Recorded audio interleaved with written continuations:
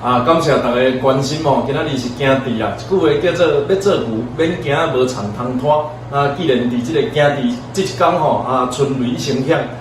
春天嘛要来啊，提供这么侪工作的机会，大家对我的期待一定会尽全力来完成。真可惜啦吼，无法度完成对我无期待人的期待所以呢，袂因为遮的人来影响咱的步调，继续前进有愿意来咱服务处交流，或者是交换意见。咱拢一定尽心一力，伫法院、伫地方为大家拍拼。感谢 ，Thank you。This is 博伟 ，My name is 陈博伟。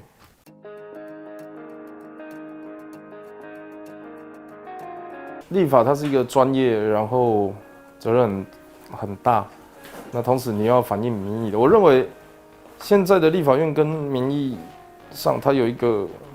落差就是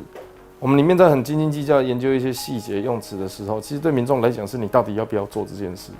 那你怎么把这个落差接起来？比如说举最近的这个《两岸人民关系条例》的修法，对民众来讲就是我不要给中国人用健保嘛，可是你到底实际上你是要动健保法、动《两岸人民关系条例》还是动移民法？其实那个都是非常专业的事情但是你没有在立法院做出反应的时候，民众只会觉得你到底要拖多久？你为什么不做？谁要做然后又有人在那边乱，你就会觉得，我们好像什么事都做不了。我觉得这个才是比较大的问题。我觉得最大的原因就是立法院的运作跟民众没有办法直接联系，他都必须要透过民意代表去转译。那有些会转译有些转译的过程它就充满了恶意就给卖修一个要修呢。所以我觉得你与其扮演一个最专业的立法委员，不如扮演一个真正能够把立法院里面在干嘛的事情。平时的，然后不扭曲的讲给民众听，我想这个让民众觉得自己是这个国家的主人，这个难度反而我觉得会比做最专业的立法院高。你像美国，他们最近成立一个剥夺国籍的部门，就是说，你虽然是蛋黄里面的人，可是你讲的话跟中国人一样，我就把你剥夺国籍，来遏制他们里面，这不叫言论自由，你这个叫叛国。你知道美国最近有一个部门，你可以去查。所以你要处理黄安、刘元这种人，你是要处理，你要一个这样的部门。可是台湾很尴尬的事情是，他有可能换了总统，这个部门被拿来批斗，被拿来清算嘛。你可能这一任的时候他处理这个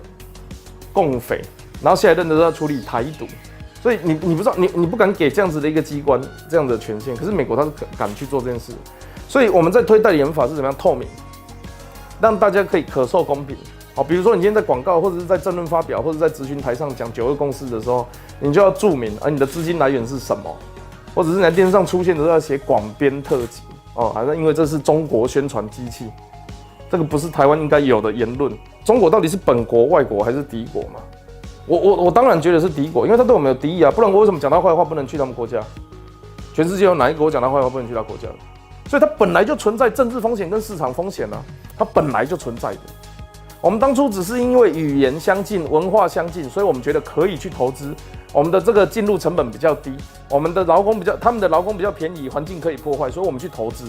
出了事情你当然要回来你出了事情当然要想办法解决嘛，出了事情找我们解决，这不是莫名其妙？那你当初干嘛去？那你当初去的时候，我有分你的好处吗？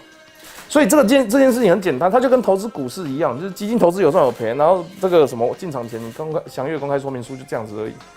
那我的建议是，当然大家会给不同的建议嘛。可能有些人就觉得去中国很好赚钱，有些人觉得就保持警戒。我的建议是这样子：趁钱有手，台湾爱狗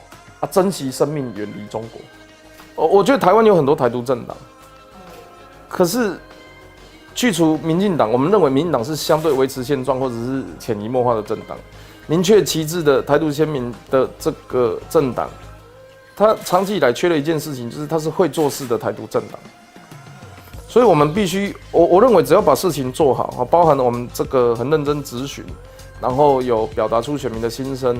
然后这个提案的部分、协调的部分，让人家知道立法院的专业是什么。那在这个过程中，就是把事情做好，会做事的台独政党，我想这个是台湾人下一个世代会需要的一个角色。所以我认为其实不用刻意的去，比如说我一定要做多少事情，出多少新闻，或者是每个多久开直播，我觉得那个都是维系关系。但是真正把核心的事情做好，你才有理念扩散的